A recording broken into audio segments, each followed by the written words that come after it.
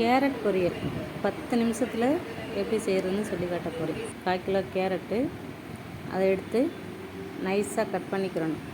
நீளமாக கட் பண்ணி வச்சுருக்கேன் நான். அதை எடுத்து சாப்பிட்றதுக்கு நல்லாயிருக்கும். ஒரு பெரிய வெங்காயம் பொடிசாக கட் பண்ணி 3 காஞ்ச மிளகாயை சின்னதாக உடச்சி வச்சுருக்கேன். 2 கருவேப்பிலை கொத்து உருவி வச்சுருக்கேன். அடுப்பு பற்ற வச்சு சட்டியை வச்சுட்டு சட்டி காஞ்சதும் ஆயில் ஊற்றணும். ஆயில் பாருங்கள், லைட்டாக 1 ஸ்பூன் அளவு தான் ஊற்றுவேன். 1 டேபிள் ஸ்பூன் அளவு தான் இருக்கும். என்ன சமைச்சாலும் அந்த அளவு தான் ஊற்றுவேன். ஆயில் அதிகமாக ஊற்ற மாட்டேன். இப்போ ஆயில் காஞ்சதும் கடுகும் உளுந்தும் போட்டு நல்லா பொரிய விடணும்.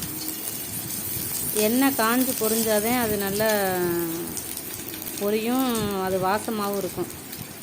எண்ணெய் காயாமல் போட்டீங்கன்னா பச்சை வடை வரும், ஆயில் வடை வரும். அதனால் எண்ணெய் நல்லா காஞ்சதுக்கு பிறகு தான் அந்த கடுகையும் உளுந்தையும் போட்டு பொரிஞ்சதுக்கு பிறகு இந்த பெரிய வெங்காயம் பொடிசாக கட் பண்ணி வச்சுருக்கோம்ல, அது கருவேப்பிலை காஞ்ச மிளகாய் எல்லாத்தையும் போட்டு நல்லா வதக்கணும். நல்லா பொன்னிறமாக வதங்கினதுக்கு பிறகு கேரட்டு கட் பண்ணி வச்சுருக்கோம்ல, அதை அதில் போட்டு நல்லா சிம்மிலே நல்லா வதக்கணும்.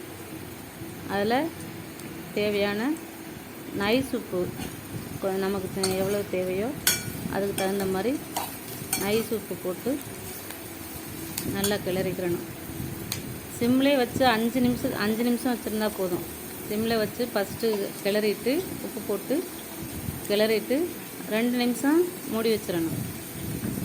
அதுக்கு பிறகு மறுபடியும் கிளறிட்டு 2 நிமிஷம் மூடி வச்சுட்டு அதுக்கப்புறம் ரெடி ஆயிடுச்சு. அவ்வளோதான். 10 நிமிஷம்தான். 10 நிமிஷத்தில் இந்த பொரியல் செஞ்சிடலாம். நல்லா டேஸ்ட்டாகவும் இருக்கும், சூப்பராக இருக்கும். நீங்களும் ஈஸியாக செஞ்சு பாருங்கள். செஞ்சு ஒரு தடவை சாப்பிட்டு பாருங்கள். சாப்பிட்டு எப்படி இருக்குன்னு சொல்லுங்கள்.